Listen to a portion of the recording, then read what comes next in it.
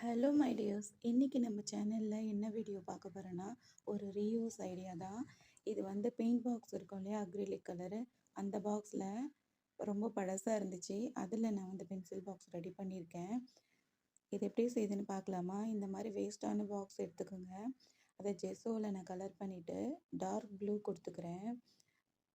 க்ளேயில் நான் டெடியை ஒட்டிக்கிறேன். என்கிட்ட இந்த க்ளே தான் இருந்துச்சு, ஆனால் நான் லைட் ப்ளூ தானே பண்ண போகிறேன்.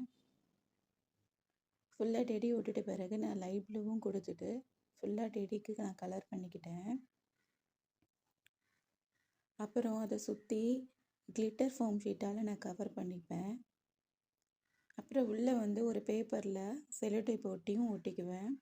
அது வந்து நம்ம எழுதிட்டு திருப்பி நம்ம அழைச்சிட்டு திருப்பி நம்ம யூஸ் பண்ணிக்கலாம். அதுக்காக தான்.